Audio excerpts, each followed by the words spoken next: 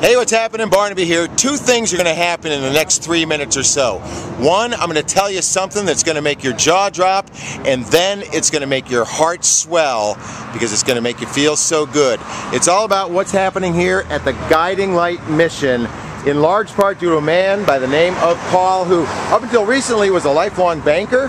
Yes, I was, 38 years. And then one day you joined the mission. Why is that? I had been volunteering here for many years, and I decided to make a career change to serve Jesus Christ and to serve them here at the men of the mission. Okay, let's take a walk inside and tell the story, because most people, Paul, think that the Guiding Light Mission is nothing more than a flop house, a place that people come to come nightfall to maybe grab a meal and a bed, but all of that has changed, hasn't it? It changed dramatically. While they do get a bed and a meal, they get much, much more than that. All right, let's talk about the difference, because this is where the feel-good part of the story begins. When you walk through the doors, how many people walk through these doors in search of a place to sleep on any given night? 40 or 50 or around that. Okay, and so they come here and they can put their stuff in a locker. But before they do that, they have to make a bit of a commitment, don't they, Paul? Yes, they make a commitment that they're not just going to stay here, that they need to stay here every night, and they need to work on their life plan. They need to work on getting a job, need to work on saving money, work on getting housing, and we work with them on that.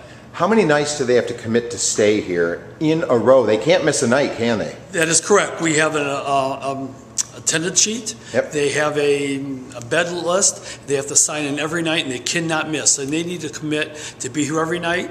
They need to commit to working at the mission, doing chores around the building, and they need to commit to every day being out, if they're not employed, to looking for employment. All right, well, you know what? Like everybody, we want a behind-the-scenes look, right? So we're in the lobby of the Guiding Light Mission. It's just about supper time. People come in here, and what happens? They come in here, there's a table set up here, and after dinner's over, they will sign in for their bed at night, so we know that attendance sheet is taken care of. Is there pretty good competition for beds on a nightly basis?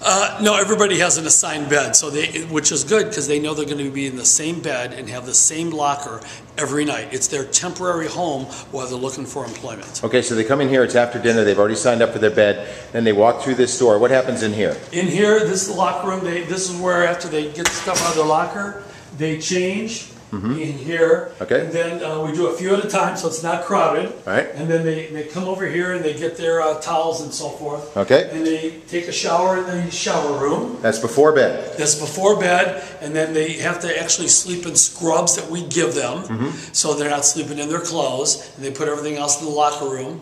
And then after the shower's done, which is between 7 and 8:30, they can hang out in what we call our blue room, and they can watch TV, or they can read a book, or they can socialize with the other men until 10 o'clock. Then at 10 o'clock, it's lights out. So at 10 o'clock, they come into the bunk room. It's a pretty big place. Yes, we have 68 individual mattresses, 34 beds, and last night we had around 40 men here. And I got to tell you, it smells just about like any hotel room I ever walked into. Most people would think, oh, you get all those folks together, it's not going to smell good, but it smells fine in here. No, this is cleaned every single day. This entire floor is mopped, is swept and mopped every day.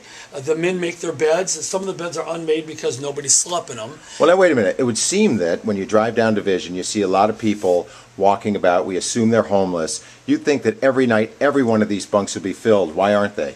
The reason they're not filled now is because when the men come in here, they have to commit to a program. They have to commit to bettering themselves, to finding employment, to working with us on housing, to working here every day and doing a task, and they need to be here every night. So you've toughened up the requirements. It's no longer a place just to come and sleep. No, it's not a flop house at all. And there's a zero tolerance for drugs and alcohol. What happens if you just come in, you have a little alcohol in your breath, just one night? You're barred for good. You're barred for good. And that doesn't happen that often, but unfortunately it does. So there could be a man staying here.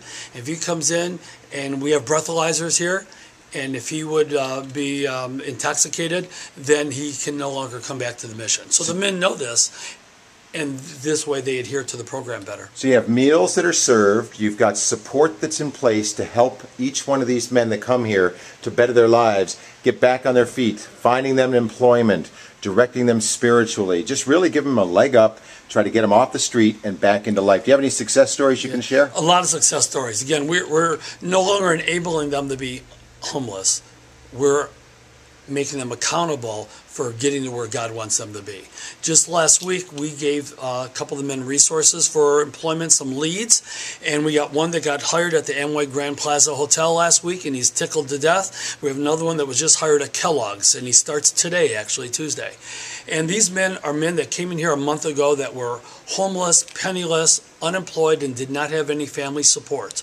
And they committed to bettering their lives, to working here at the mission and working with us, taking the job leads we gave them and being accountable for that.